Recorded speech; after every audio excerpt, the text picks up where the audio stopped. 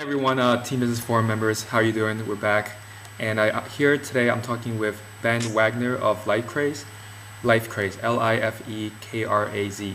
This is a very interesting company, social platform that I found recently, and we're going to talk to Ben today about what it is, how he's founded it, and just about anything else, other lessons learned, and also how, what young entrepreneurs can learn from him. So Ben, welcome. Thanks, Jack. Appreciate you having me on. Yeah, definitely. So tell us, about yourself and what LifeKraze is. Okay, so LifeKraze is a social platform that focuses on active lifestyles and encouraging people through an online community to stay active and do things. Okay. And so what about yourself? How did you start this idea? Okay, so my senior year of college actually came up with the bare bones of this project, and I was all set to kind of head off to New York and get my big boy job there, and just got so into this idea, and we figured, all right, if we're going to take a shot at this, we might as well do it now, because if we get too far down the road, we might never do it. So we just jumped right in. Okay. So like what was it about this idea that you were so excited about? The biggest thing for me was just the idea of really creating my own team and having that entrepreneurial experience and just starting from the ground up. So I was really, I was jazzed up about the idea, but more so the experience that we'd get from just starting from ground zero and seeing how far we could work our way up. Okay. So when you talked about it being bare bones, was it paper, was it on paper, like napkin, or was it like, some resemblance of a website? Yeah, I think when we raised like our first round of funding and everything, we had 3 pieces of paper, me and one other guy, and just a couple of smiles, and that was really about it. Lots of coffee. Wow, and that was enough to get your first round? Yeah, that got us off the ground, and after that, we were able to actually prove our concept out a little bit and show that we could do more than just write stuff down, and with that came the additional funding, and then started hiring the initial team, and it was just a lot of fun. It was only a year ago, but those were good times working out of coffee shops and everything. So nothing, no prototype, no website, just paper. Got to start somewhere. That's that doesn't sound typical in raising money. Like how were you able to convince the investors that this was a good idea? They should give you some money to start it. Well, I think the biggest thing was, just the passion that we have for what we're doing and the passion we have for this space, really sold our initial investors. And, it's risky to, put a bunch of money into a couple, kids right out of college, but, just having the energy and the willingness to try things and learn from them really resonates with people. So it was great to have some early backers, and with them came, their buddies, and it was really exciting. Did you get introductions to these early investors, or did you just like knock on doors? Wow, the first month or so was pretty crazy because we just started driving all over the place, just kind of showing up and just hustling. Okay. And just guessing email addresses and all that fun stuff. Guessing email addresses? Yep. What do you mean? Well, if we knew there was someone in New York or Chicago or even around here in Chattanooga that we needed to meet with, just figure out any way possible to get an introduction, and if not, act like you had an introduction so you can get 15 minutes of their time. And okay. The way it works with that is, you got to recognize that you're not going to nail a pitch every time. You got to be able to accept rejection and move forward. Okay. So your first investor, I'm guessing they gave you enough so you can build out the website. Is that right? Yes. Okay. Or at least the first prototype. Okay. And what was it that he needed to see in order to say, okay, you guys did well, I'll give you more money? Or others investors were saying, okay, this is good, I get it, how can we help? Like, what was that thing that they wanted to see? Again, our earliest investors were just so focused on the people and the team and just gaining their trust with who we had on board was the biggest thing because, even now with where we're at with the product and everything, yes, we have a lot more leverage and a lot more press and all these users and everything, but you got to believe in the team, and it starts there, and that's internally with who we brought on board and also with who our investors believe in.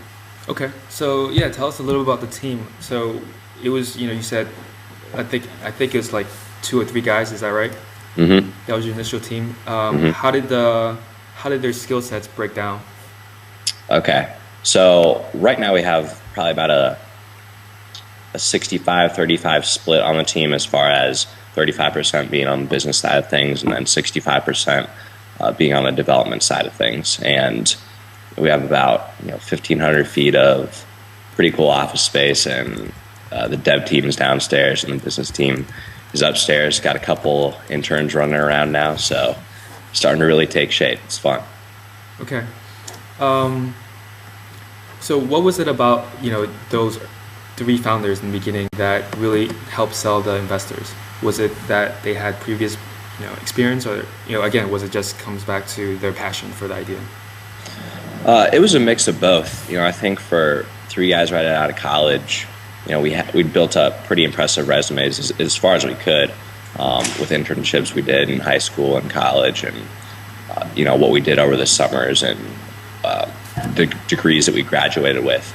But it was just really cool for us, how close we were to our first 3 to 5 investors. They saw us working out of coffee shops, and they saw us working at 3 a.m. and waking up at 8 the next morning to just get back at it. So I think that fuel really helped us get through the very initial stages of this. And to this day, that happens every once in a while. Not as frequently, thank goodness, because sleep is good and having a personal life is good. But just early on, working your tail off every single night.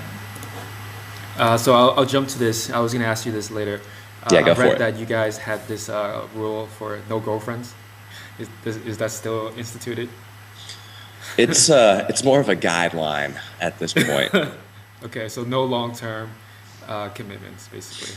Yeah, we were pretty good with that one for a while, and stuff happens, man. Was it you who broke it? I don't know about that. We'll have to check into that. Okay, great. All right, so yeah, let's come back to the product, the actual product. Okay. I definitely tried it out. I think it's pretty interesting because you guys incorporated the point system. Sure. Was that something you guys had from the very beginning? Yes, that was part of what was on those original, first 3 pieces of paper, and really everything just kind of spun off from there. Okay. Did you guys take any inspirations from other websites to build LifeKraze? Yes and no. I think the biggest key for us was wanting to bring, that team atmosphere and that community to the online world, because we just seen through our own experiences that accountability and encouragement is the way to achieve your goals. And so we wanted to be able to provide a place online for the types of people looking for that encouragement to come and be motivated and be inspired. Okay, so yeah, give us an example of how this would work if someone signs up, and what they would post and how points work in. Well, let's think. One of my favorite examples is actually a user that we had come on, didn't really know a whole lot of people at first, and they started off running about a half mile a day, and they posted about it. And so they started getting this following, and they set the goal to run 2 miles by the end of next month. So they reached that goal, and then every day they posted their run, or every other day, and they've actually worked their way up through LifeKraze to like a 10-mile run now. They've lost a lot of weight, and I just think that's incredible to see all these people excited about an individual user, on this running track that they're on, and just coming back to LifeKraze every day to share their run, and seeing all this banter about people just encouraging them and giving them points to just keep them going. So it's been really cool to see success stories like that to really prove to us that the platform is working and that we're doing a good thing. Okay. How did you build out? How did you get your first initial set of users? The first 100 users were just, we were right out of college, and so they were just like our college buddies. And we said, hey, here's the code you need for the private alpha testing. Got 100 of our friends on, and then as soon as we opened up, became more and more public, it was, let's try to get some press, and people that are already using it told some people, and it just kept spiraling up from there. Okay. And then eventually you guys presented at South by Southwest. Mm-hmm. How did that, what was that, how did that idea come about? Like, was the mindset thinking, okay, every tech startup presented at South by Southwest, so we have to do it, or, what was going on? Well, one of the biggest things with that is we just really wanted to go. Okay. And it's like, well, now's the time to do it. And, I just think being aware of, what's going on in this space, especially over the last, 4 or 5 years, that's something that you just always hear about and you look towards. And just that experience and the connections we made from being there. Yeah, it was really cool to have, a booth there and have a team down there and present our product. But we got the most value out of the people that we met and the people that we heard speak and the connections that came from just the week down there in Austin. So absolutely amazing festival. We're going to be back down there this year with a little bit of a different game plan. And it's a lot of fun. If you haven't been, you got to go. Yeah, I actually will be planning to go down this year, so I'll probably see you guys. Awesome. And so yeah, I saw some press about you that was taped at South by Southwest. Okay, clearly cool. You guys were, dressing the part. You guys had like headbands. Was that part of the act? Yeah, with a young team too, we just kind of figured, all right, we need a way to just like round up everyone if possible. So those green headbands, especially at all the parties and everything, really stood out. So it was great. And instead of trying to find 10 people, you could just count 10 headbands real quick and you're good to go. Okay. So you talked about press a little bit. Sure. I did a Google search on LifeKraze press, and I got over 17,000 results. What did you guys do to get the word out?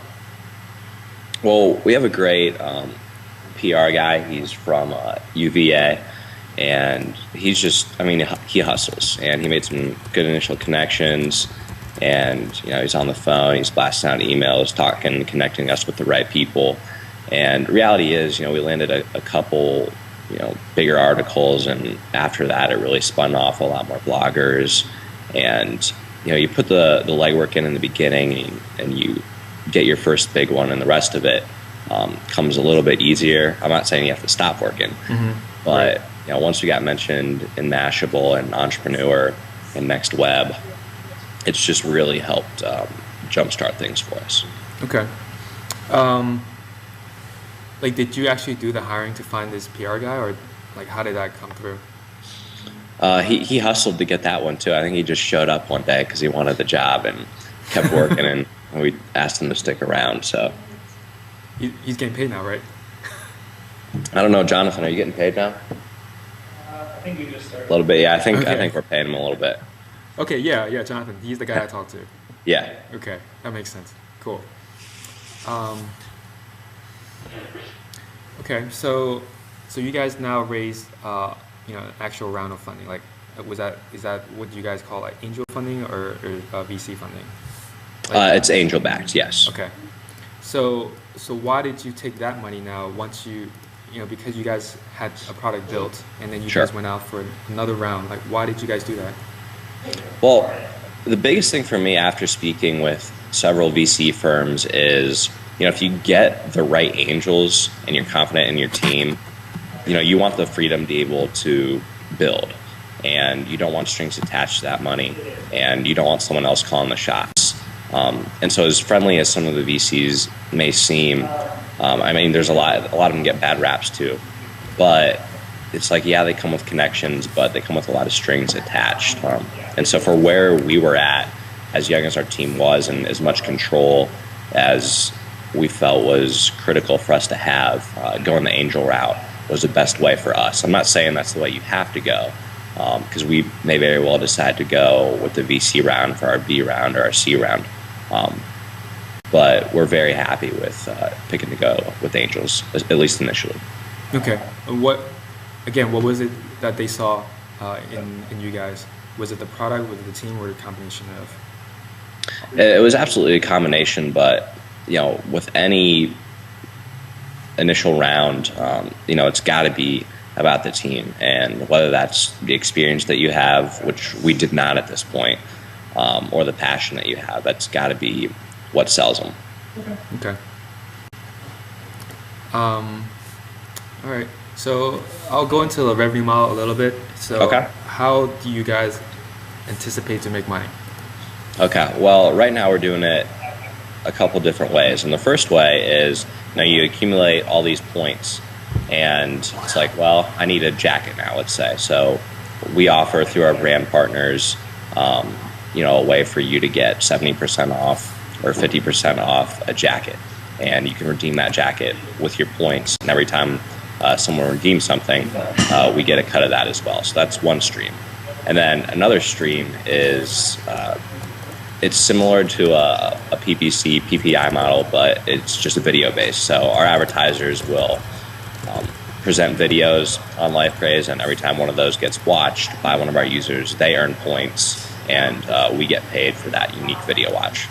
So we have other plans longer term, but those are the two that we've turned on right now, just to prove that, hey, we have value, we have a revenue stream, and that makes investors happy, and that's important too.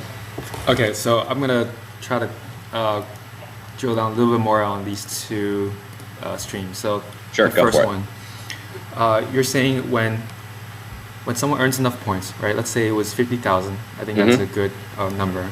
Okay. And let's say they're really into running, and say Nike or Reebok, somebody comes along and say, okay, if you hit 50,000 points, you can get 20% off one of our shoes, for example. Sure. They pay you guys to do they pay you guys to be a partner?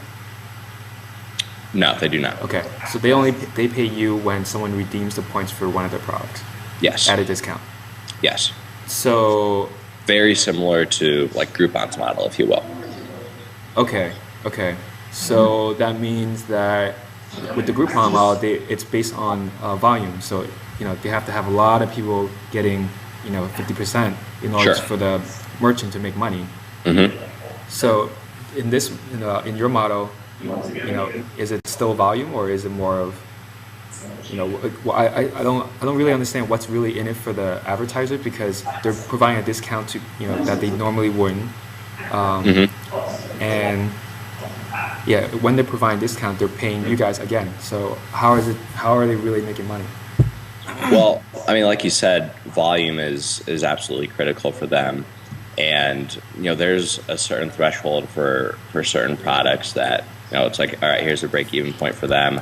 We got to figure out what's a little bit above that, and we have to negotiate different deals with different advertisers for them to make sense. So we've even talked about maybe products aren't exactly the right way for us to go. Maybe we got to focus more on another side of things, which would be restaurant deals or ticket sales. We're still trying to figure out our way around that, because it is very labor intensive to cater these deals specifically, to have it make sense for all three parties, really. Okay, cool. That makes a lot of sense. Sure. And the video base, does someone, is there a self-service for that, or does a merchant have to come to you guys and say, hey, I have a video, I'll pay you, $1 per click, or or just something like that? Yeah, it's pretty straightforward. It's, hey, we'd love to get this video watched 2,000 times. Can you make that happen? Sure. It'll cost you this much. We put the video up. That's a lot cleaner. So is that mainly for that merchant to build their brand, or is there like a lead, sales lead associated with that? It's primarily the former of those, but we've even done stuff like promoting certain race events through videos, just general brand promotion. We've had 3 or 4 different types And people always, they make a video, they want a lot of people to watch it. So that's been an easy one to go after. Okay, cool. Any way you can give us like any numbers on how well that does? Yeah. Let's see. Let me pull up something real quick.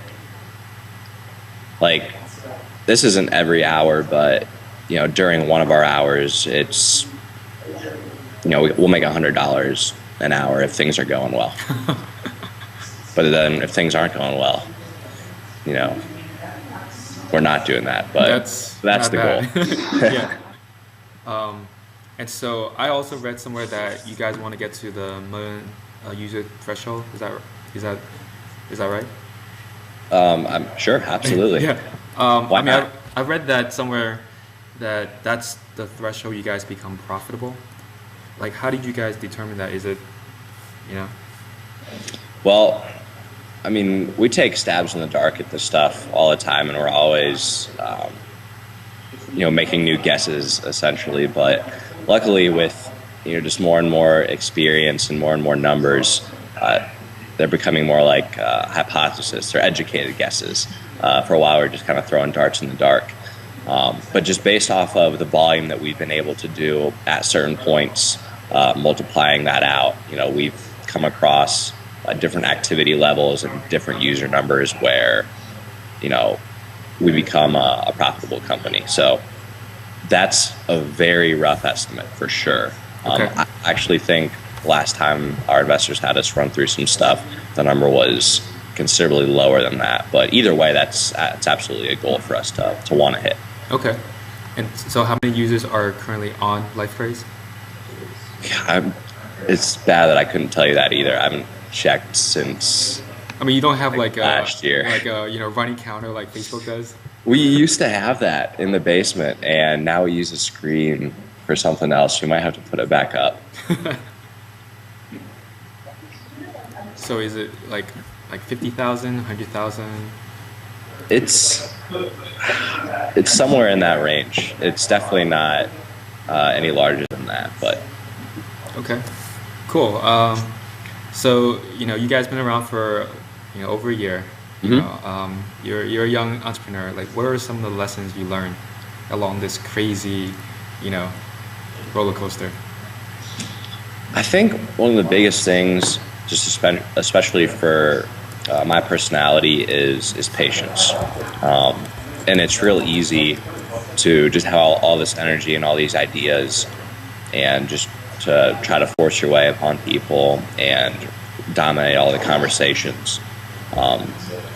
But like I've said multiple times, and you're probably getting sick of it. There's just such a great value in having a very talented team, because you got to be able to lean on them too, and just being able to sit back at times and take advice from team members and board members, and really, fight like you're right, but also listen like you're wrong at times, is just so critical.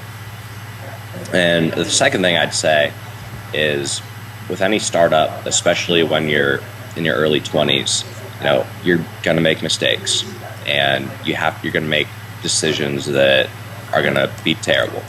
But you have to keep making decisions, and you have to keep moving forward. It's so easy just to sit back and cry over spilled milk, essentially, and you just can't do that. Successful men keep moving, they keep doing things, and that's the mentality you have to have with a startup. I just watched an interview the other day, and the biggest thing I took from it was, startups really don't fail, mid-keystroke. As long as you're moving and you're innovating and you're excited about the next project, and you keep going, you can get through tough times. And just trying to gauge morale in the office is just so critical. Keep your team happy, and you're going to be a much happier person and much more successful entrepreneur. Okay, great. Sorry, that was a lot. No, that's good. That's up on you there. It's good data dump right there. All right. Yeah, I have some couple of questions about how you guys are, what like the strategy with LifeKraze. Are Yeah, you go guys for it. building membership at the same time you guys are reaching out to advertisers, or are you doing one and then the other and then back to one? We've very much been switching like that for the last 6 months or so while our team's small, and trying to figure out which one draws the other. Is it a chicken or an egg thing? Right. And we still haven't figured out, should we dedicate 80% of the time on this leg and 20% here, or what that exact balance is. Because you go to the advertisers and they want you to bring the users, and then you're like, okay, so we should focus on the users, but then all these new users want new advertisers and new brands and new rewards. So striking that balance is a fun one for us, and I don't think we have the exact science down yet, but we want to get there. Okay. So tell us a little about the process in selling to these advertisers. Do you personally do that? Yes, for the first 15 or so brands, we got some contacts from South by, and we went to New York, and we kind of had some meetings scheduled, but that was one of those, not really. We were hoping they'd show, or we just kind of showed up on their doorstep, or we'd email in the morning. I'd be like, hey, we're in town, meeting with someone else. We'd love to swing by if you have 15 minutes or so. And some stuff just really worked out for us, and that's how we got some of our initial advertisers. And then, once you get brands like, Powerade Zero and Men's Health, the next call becomes that much easier, because it's like, hey, we're advertising for Men's Health and Powerade Zero. Do you want to advertise for us? Right. Sure. Okay. And so getting the first couple was just real big for us. And what was it that they wanted to see before they would advertise with you? Is it the number of users? Not initially, because at this point, we hadn't gotten a lot of our big press yet. So we were still under 10,000 users at this point. They just wanted to see the product and the value in the product, and they were real interested in the design and where we're headed with the company. So they've been extremely, extremely great to work with, and it was cool. They're just big companies like that working with a small startup.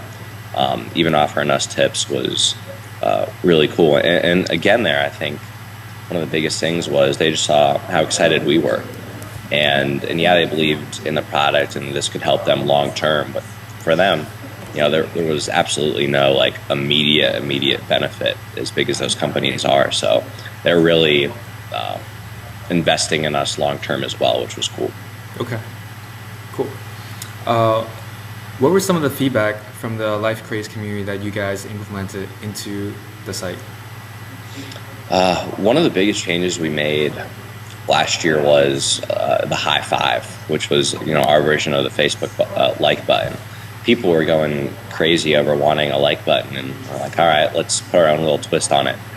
And so we made that happen. And then just a few different things with how the user interface worked and some brand partners that they wanted us to pursue.